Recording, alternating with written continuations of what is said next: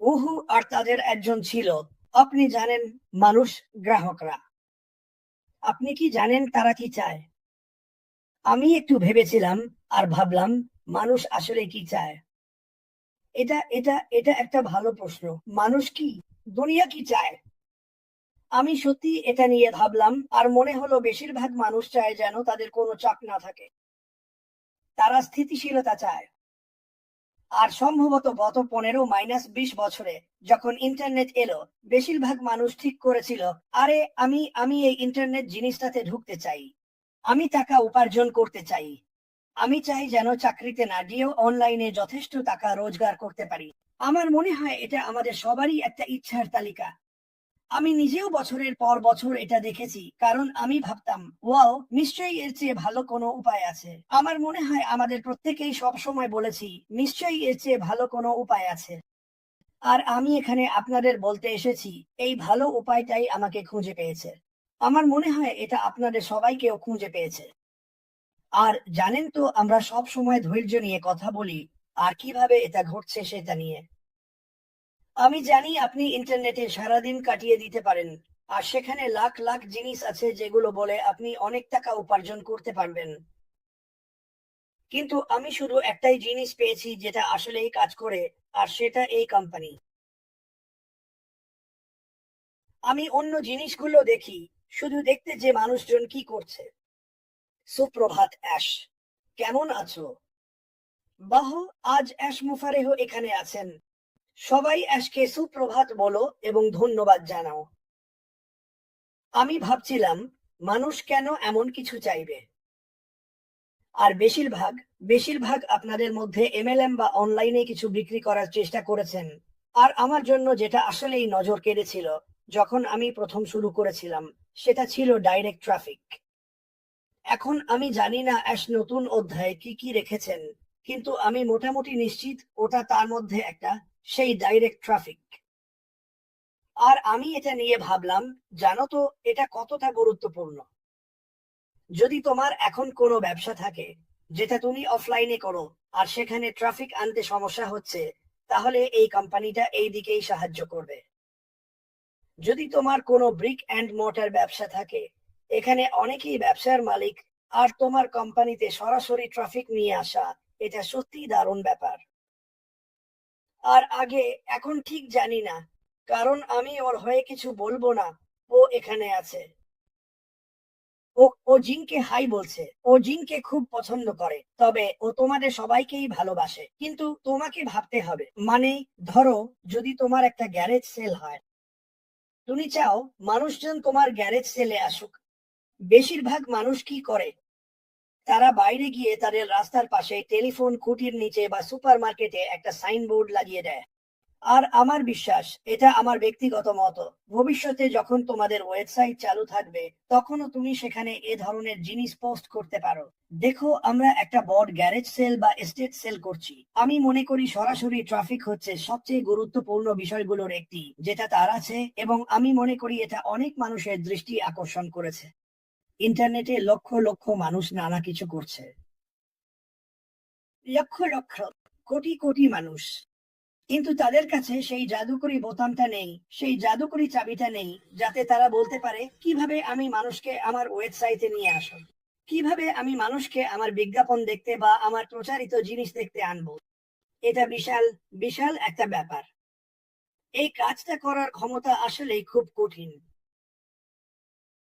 আমি অনেক বছর আগে এটা চেষ্টা করেছিলাম। এটা মোটেও মজার ছিল না।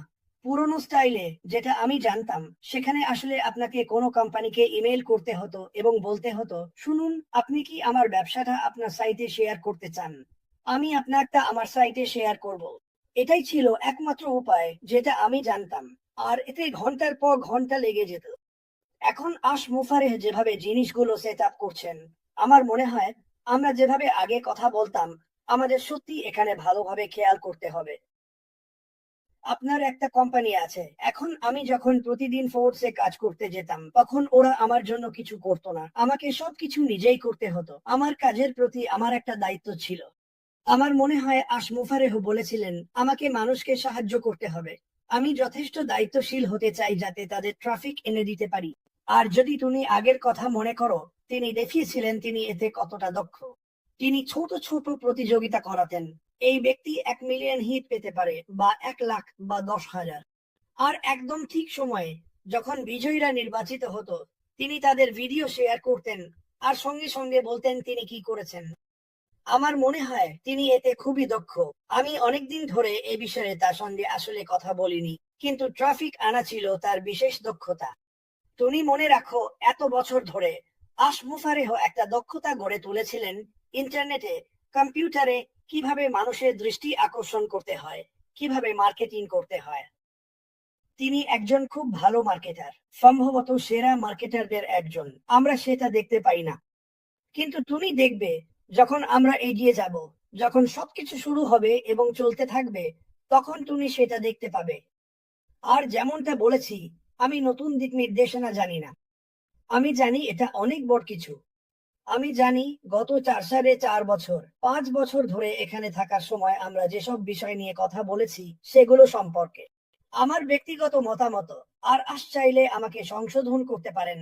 এখনো অনেক কিছু আছে সেখানে, যেমন সরাসরি ট্রাফিক আমাদের সাহায্য করা, এইসব। মানে ওরা তোমার জন্য একটা ওয়েবসাইট বানিয়ে দেবে।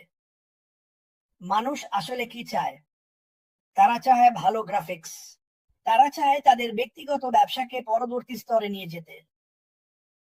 এই কোম্পানিটা সবার জন্য সেটাই দিতে চলেছে, পরবর্তী স্তর।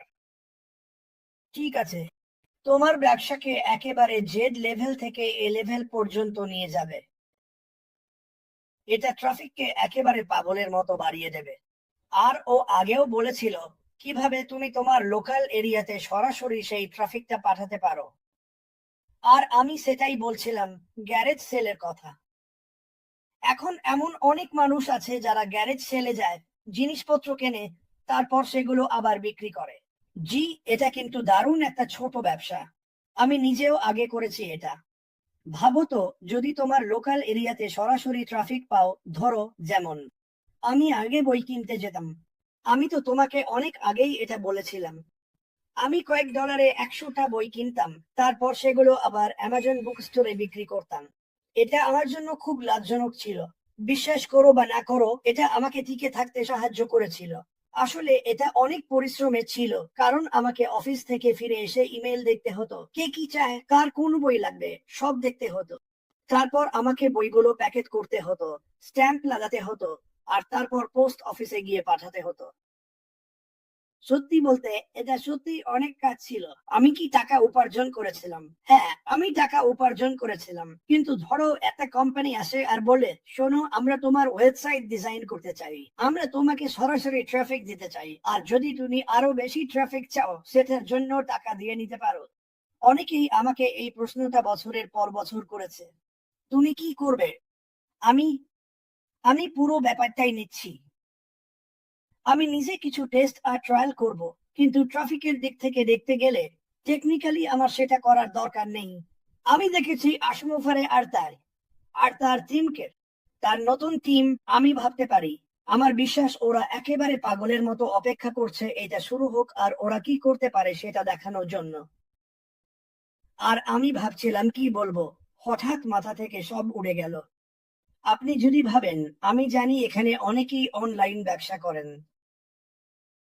আর আমি জানি আপনারা অনেকেই মাঝে মাঝে একটা ইমেল পাঠান, কিন্তু ভাবুন তো, এমন একটা কোম্পানি আছে যারা আপনাকে সত্যি সাহায্য করবে। ওরা দায়িত্ব নিয়ে এগিয়ে আসবে। আশমুফারে বছরের পর বছর ধরে বলে আসছেন, আমাকে তোমার জন্য কাজটা করতে দাও, ভারী কাজটা আমাকে করতে দাও। ঠিক আছে, তোমার কাঁধ থেকে চাপটা আমি সরিয়ে দিই। এটা আমার কাছে বিশাল একটা ব্যাপার, কারণ যেমনটা আপনি জানেন, এই মুহূর্তে আপনি যদি কাজ করেন, আপনার কাঁধ থেকে সেই চাপ কেউই সরাচ্ছে না, শুধু আপনি। আপনি কি আরো কিছু টাকা উপার্জন করতে চান? তাহলে আরো কাজ করতে হবে। উহো, এটাই তাই আমি সবচেয়ে পছন্দ করি, কারণ আপনি এতে ঢুকে পড়েন, সাইন আপ করেন, ঠিক আছে। আর আমি জানি না ভবিষ্যতে কি আছে। আমি জানি ভবিষ্যতে কি নিয়ে আসবে। উহু উহু, বড় এবং সফল হবে।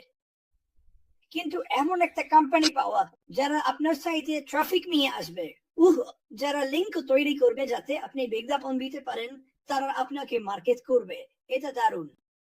আপনাদের বেশিরভাগেরই মার্কেটিং সম্পর্কে কোনো ধারণা নেই, আমারও নেই। আমি কোনো মার্কেটার নই। ডিগার্মো একজন মার্কেটার, মাফারা একজন মার্কেটার। আমি কিছুই জানি না।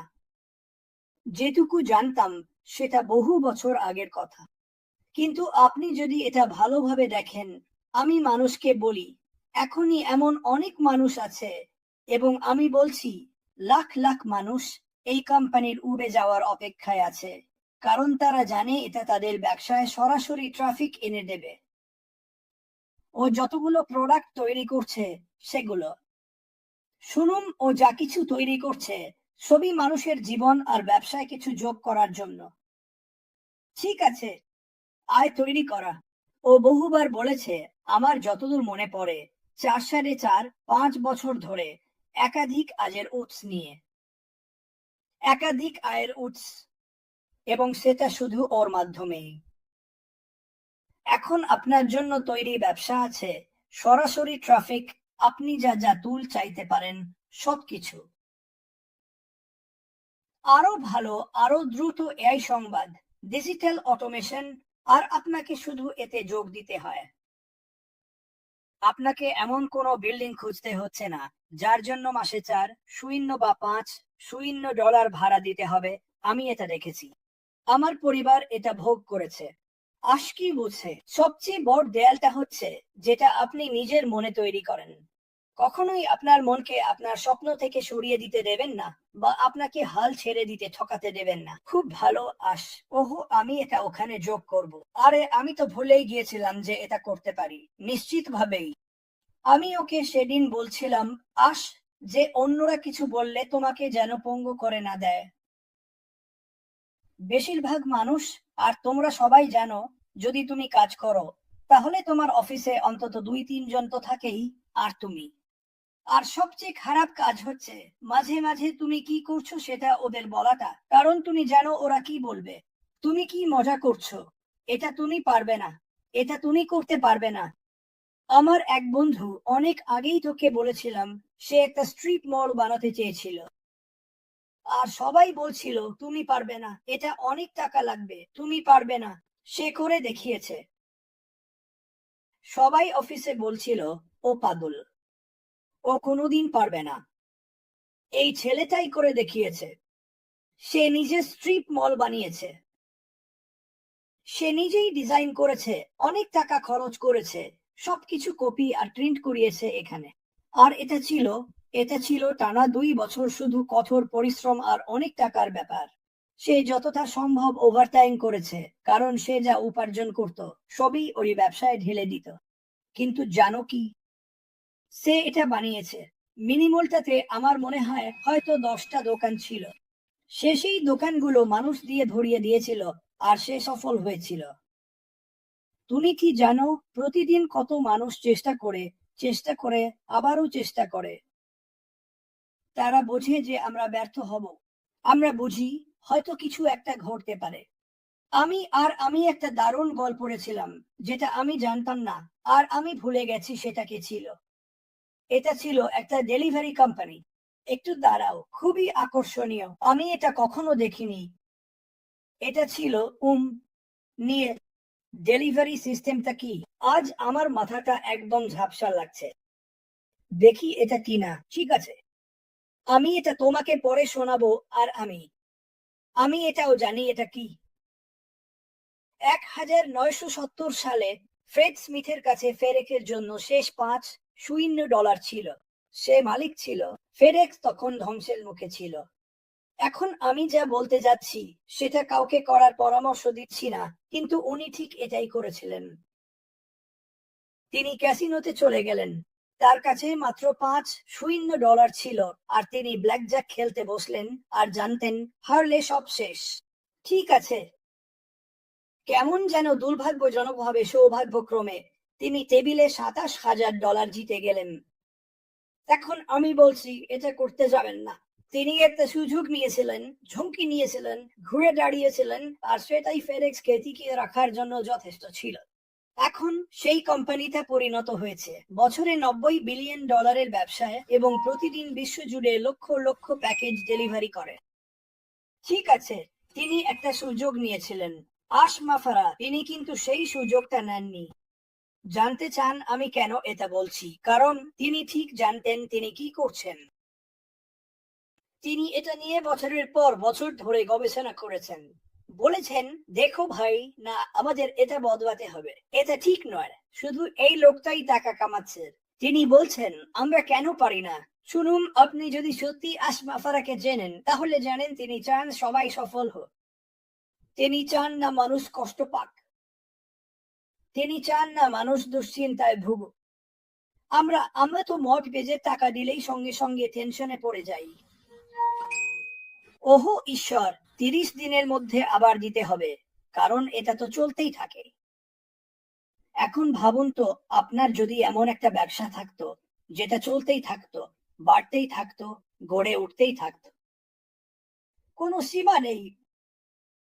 ঠিক আছে, শুনুন, এই কোম্পানিতে সফলতা মানে দুপক্ষেরই লাভ। আপনি হারতে পারেন না। আমি আপনাকে বলছি, আমার আমার মতামত, ক্রিস জনসন, আপনি হারতে পারেন না। আর আপনি যদি এটা পরীক্ষা না করেন তখনই আপনি হারবেন। আপনি এটা মিস করে ফেলবেন।